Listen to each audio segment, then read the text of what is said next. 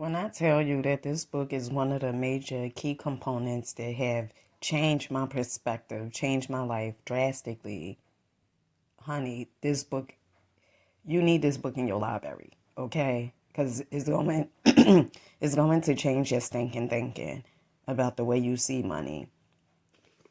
So I'm reading this and it says, God, the one substance, is trying to live and do and enjoy things through humanity. He is saying, I want hands to build wonderful structures, to play divine harmonies, to paint glorious pictures. I want feet to run my errands, eyes to see my beauties, tongues to tell mighty truths, and to sing marvelous songs, and so on. And that there is of possibility is seeking expression through men. God wants those who can play music to have pianos and every other instrument, and to have the means to cultivate their talents to the fullest extent. One of the things that you have to understand that there is a power that's in you that wants to be expressed, right?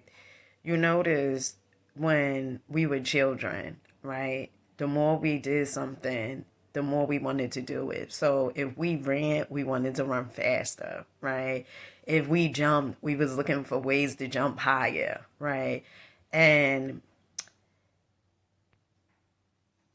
that spirit that's in us, we are spirits, okay, having a human experience, but you have to tap into it. And that's where your creativity is. That's where your creativity is. And I talk to you guys a lot about doing the thing that you was created to do, your passion, because the truth of the matter is all of us have something within us that is so phenomenal that if you tap into it, okay, you don't feel stuck. You know, me rocking out to my passion, doing these videos, is like it allows me to release energy, right? I get so creative. I tap into my creativity. And I told you guys earlier today, you know, I have a download.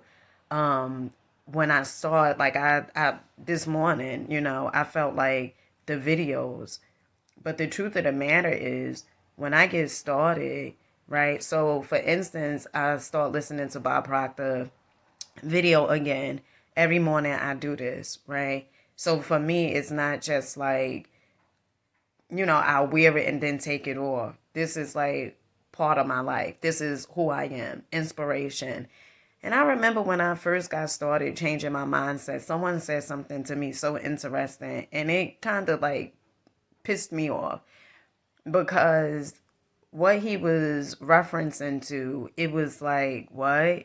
He didn't understand that I started doing the work on myself. He didn't understand that I started reprogramming my subconscious mind.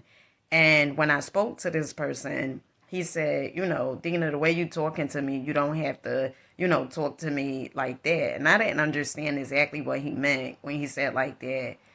But he was like, you don't have to talk to me like, you know, the way you like so inspirational, like you don't have to talk to me like that. But I was talking to him from the standpoint of what I was allowing to go into my subconscious mind. If you do something over and over and over again enough times, right, it becomes repetition. And from the repetition, okay, you become something different. Why? This part really, really did something to me when I read this. So, the Prosperity Bible, the part that I am reading is Think and Grow Rich. I mean, not Think and Grow Rich. The Science of Getting Rich by Wallace Wattles, okay? But Think and Grow Rich is in this book. And one of the things it says is your part is to focalize and express the desire to God. This is a difficult point with most people.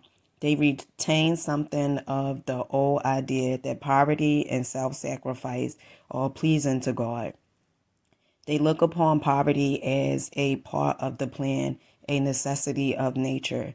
They have the idea that God has finished his work and made all that he can make, and that the majority of men must stay poor because there is not enough to go around. They hold to so much of this erroneous thought that they feel ashamed to ask for wealth. They try not to want more than a very modest competence, just enough to make them fairly comfortable.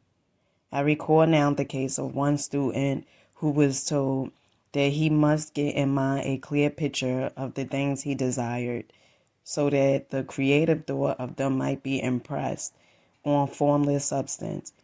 He was a very poor man living in a rented house and having only what he earned from day to day, and he could not grasp the fact that all wealth was his. So after thinking the matter over, he decided that he might reasonably ask for a new rug for the floor of his best room and then and drink it a stove, honey. A coal stove to heat the house during the cold weather. Following the instructions given in his book, he obtained these things in a few months, and then it dawned upon him that he had not asked enough. He went through the house in which he lived and planned all the improvements he would like to make in it. He mentally added a bay window here and a room there until it was complete in his mind as his ideal home, and then he planned its furnishings. Holding a whole picture in his mind, he began living in this certain way and moving towards what he wanted, and he owns the house now and is rebuilding it after the form of his mental image. And now, with still larger faith, he is going on to get greater things. It has been unto him according to his faith, and it is so with you and with all of us.